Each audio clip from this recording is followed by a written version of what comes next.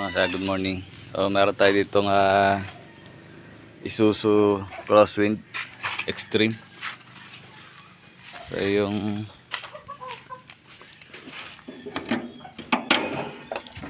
ayan.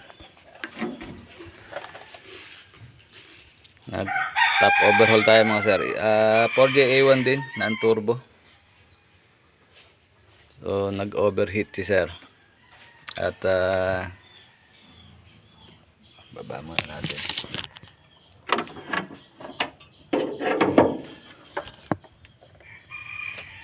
Ayun.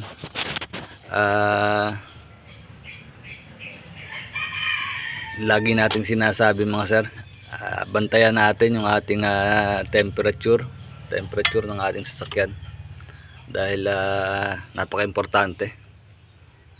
So ayan, nakakulant naman si sir pero nag-overheat. So bakit nag-overheat? So ito yung parang ang pagkakaalam ko ito ay bagong gawa rin. So ayan, makikita nyo tumawid na yung compression. So, lahat ng piston, ayan, tumawid yung compression. So maaaring nung ginawa hindi napalapat yung head gasket or maaari din na hindi nakapag-check ng tubig si sir. Kasi itong ganito mga sir ay epekto ng pag-overheat, yung sobrang overheat. So nangyayari, nagkakaroon ng bumibengkong yung cylinder head. So, kumakawang sa part na to. So ito yung water passage. Itong mga ito. So, pag nag-leak yan mga sir, at itutulak niya na, nagbibigay na ng pressure papunta dun sa radiator at itatapon niya na lang, na itatapon yung coolant papunta dito sa reserve ng kanyang coolant. So overheat talaga ang mangyayari kasi maubusan ng tubig yung radiator. So yun, pakita ko rin sa inyo yung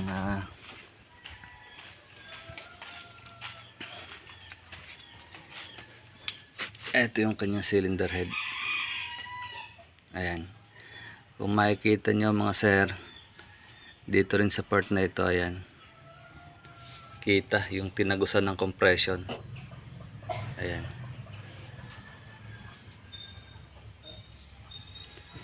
So bumibengkong sa bandang gitna yung cylinder head sa sobrang init. So yun, ugaliin na bantayan, i-monitor yung temperature at panatilihin na maganda yung kondisyon ng cooling system. So yun lang naman ang napaka-importante nga babantayan para hindi tayo umabot sa ganitong gasto. So kung yung itsura ng kanyang cylinder head mukhang bagong replace din lang yan. Ayan. So dadalhin natin sa machine shop ito. Ipapacheck natin sa kanila kung kaya pang i-replace. So mukha wala naman siyang crack. Dito lang talaga dumaan. So ito yung water passage. Nag-leak dito. So may tendency na pumasok dito yung pressure ng combustion sa water passage at pupunta sa radiator. So yun, papacheck natin sa machine shop kung test natin kung may crack at ipapatingin na rin natin kung pwede pang i-resurface. Kung kayang i-resurface din mas makakatipid si sir. Ngayon kung hindi na kaya at kailangan palitan ang cylinder head, so yun yung medyo masakit, magastos. So lesson learned mga sir, bantayan ang temperature, panatilihing maganda yung cooling system. So ito yung kanyang cylinder head. gasket. So dito sa gasket mga sir, kita din yung tinawiran ng compression. Ayan. So ayun, malamang dito dumaan yung compression papunta sa radiator. Ayun. So lahat tatlo, apat, lima, anim, posibleng anim na butas dinaanan ng compression papunta sa radiator. Kaya pag start pa lang kumukulo na yung tubig sa radiator. So kung mare-replace pa, hindi na tayo gagamit nitong steel gasket. O, gamitin na lang natin ng carbon ito dahil may tendency na yung black ay nandun sa sasakyan. Yung black ay may kaunti ring bengkong. So kung ganito ang gagamitin natin na gasket, hindi na siya mahirap siyang palapatin.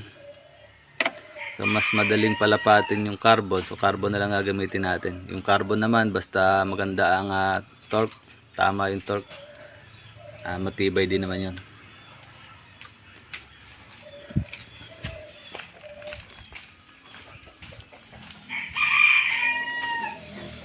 Ito yung sinasabi ko mga sir. So may tendency na sa part na to ay bumaluktot din yan ng bahagya or may lubog na bahagya. So para mas sigurado tayo na hindi na kailangan pang ipa-resurface yung block, para mas makasigurado tayo na lalapat, so gagamitin na lang natin siya ng carbon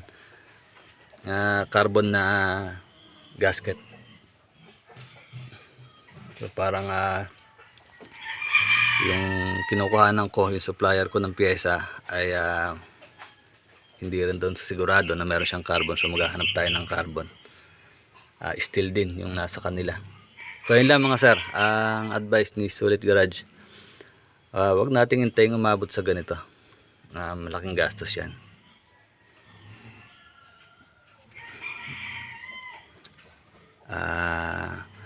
Bantayan yung ating cooling system, yung ating temperature.